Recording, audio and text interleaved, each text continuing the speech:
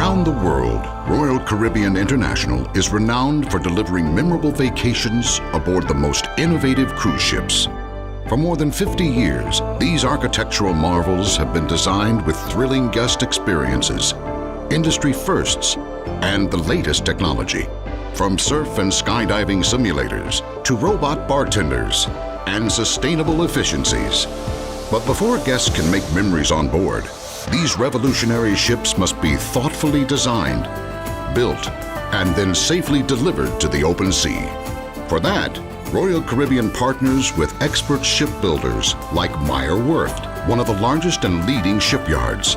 The relationship between Royal Caribbean and Meyer Werft spans over 20 years, and together they've constructed numerous record-breaking ships, including Quantum, Anthem, Ovation, Spectrum, and Odyssey of the Seas. But here's the catch. This particular Meyer Werft shipyard, built in 1795, is located inland in the small town of Papenburg, Germany, more than 32 kilometers from the nearest ocean. In order to get ships of this impressive size out to the North Sea in the Atlantic Ocean, they have to travel down the Ems River in a process called Conveyance. And that is a long and arduous journey. Starting in Papenburg, each ship's conveyance is a slow trek that takes more than 10 hours to complete. The Meyer Werft crew has to carefully navigate the narrow, winding river, maneuvering under power lines, over a highway, and through opened bridges, all without making contact with the sides or bottom of the river. But for Royal Caribbean, that trip is worth it, so they can work with the best in the business. The Meyer Werft shipyard is located inland, so it's protected away from the North Sea brutal weather. So it's quite unique in that respect that it's not a coastal shipyard. It was done this way historically because they built river transit vessels. So as the company Meyer Werft, the Meyer company, started building bigger ships, they maintained their traditional location of Papenburg. The conveyance represents the significant end to the project. A lot of the people that are living in the surrounding area have been directly involved with the project when the husbands, wives get to show the ship off to their families. Yeah, shipbuilding is a big part of life here in Papenburg. Meyer Werft works with thousands of residents and several local companies to build these ships. From design to steel cutting to the first time the ship floats, the construction process takes approximately 3 years to complete. And unlike cars that move down an assembly line, each ship is pieced together from the bottom up, with building blocks the size of large houses. They're building the ship in this fantastic shipyard where some of the ship is built inside a building, and then they take it outside and they continue building her. And then the next step is the conveyance. Most recently, Meyer Werft constructed Royal Caribbean's Odyssey of the Seas. This Quantum ultra-class ship measures 347 meters long and 41 meters wide, and features cutting-edge technology, including an advanced air lubrication system to increase fuel efficiency, and the North Star observation capsule, which holds the world record as the highest viewing deck on a cruise ship. When it's time for the ship to head out to sea, the stakes are high. That's why the Meyer Werft yard captain and crew are extensively trained to safely transport these ships down the river. If the conveyance doesn't go exactly right, the ship could be damaged in the process.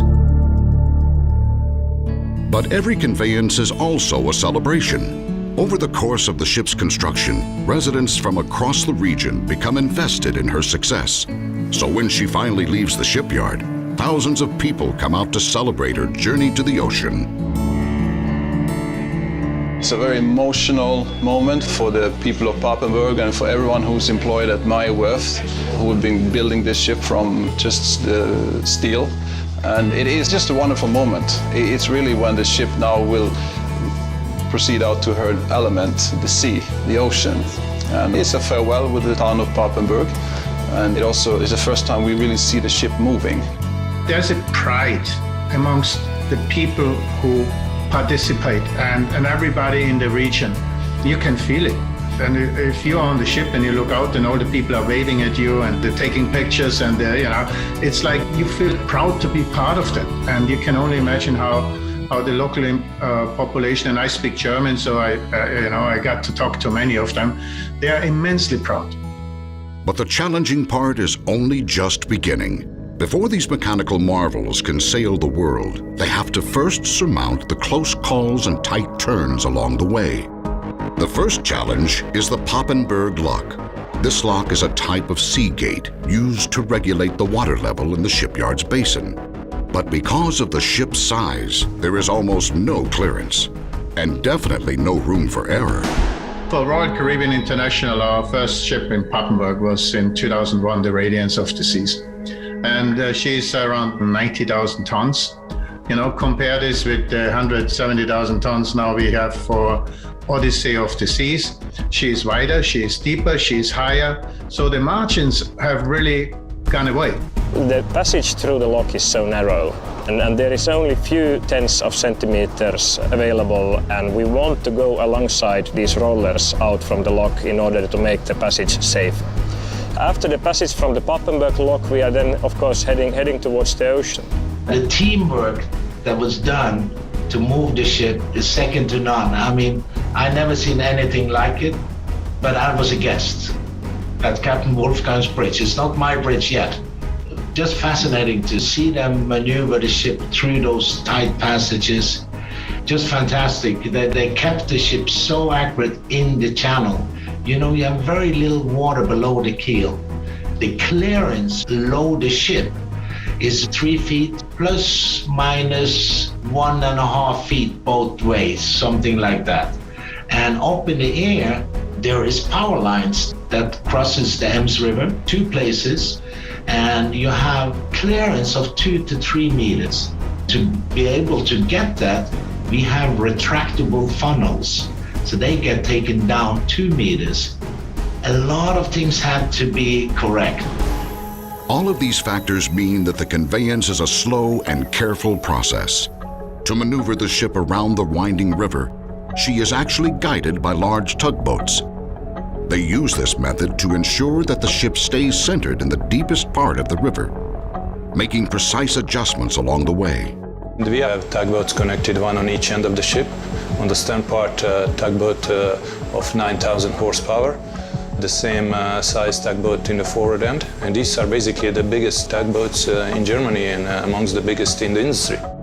And in case that wasn't stressful enough, this journey happens with the ship going backward. The reason for it is we need to make sure we keep our propulsion system all the time in the middle to avoid any potential damage from contact with the river bottom.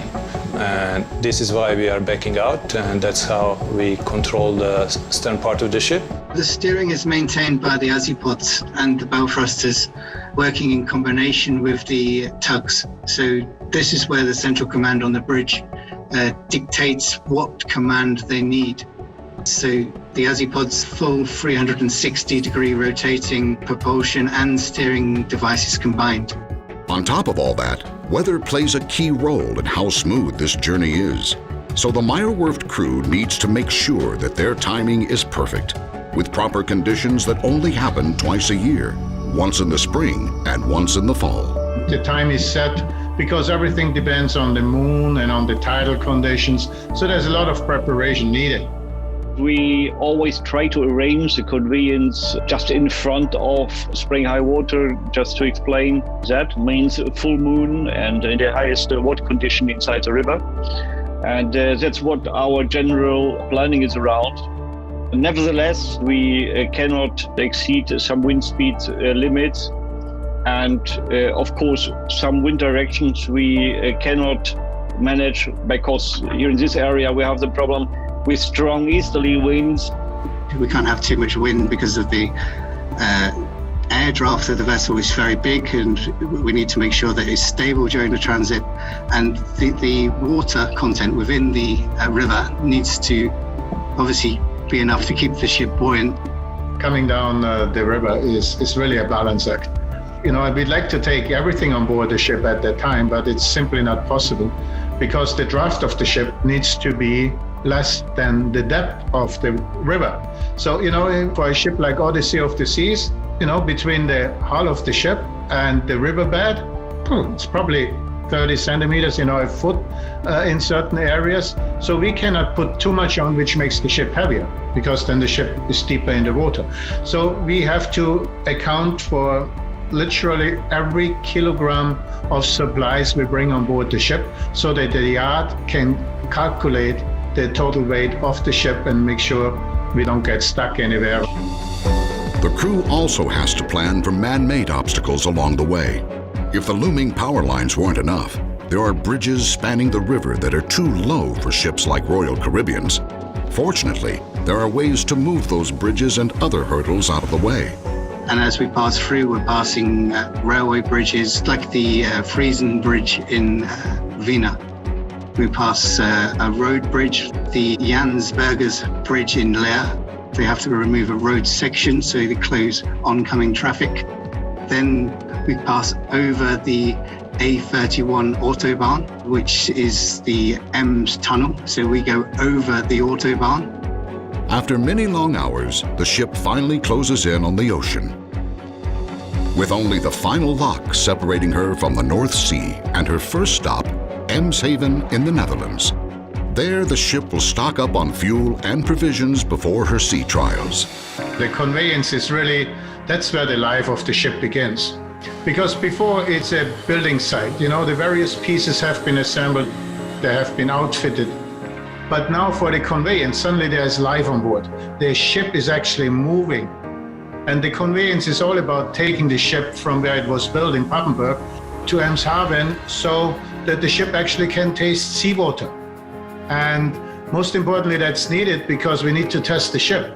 So we're going to be testing everything and making sure that when we take over the ship, she is safe to take around the world and the guests enjoy.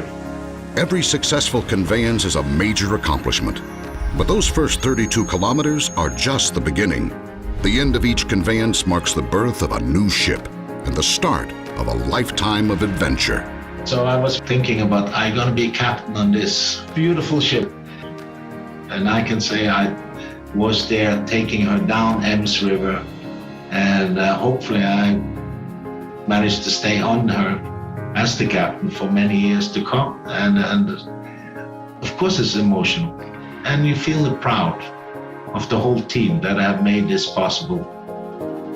If you see the people living around, people which are related to the shipyard, there are many people which really love to see the end product. It's a huge ship, a beautiful ship.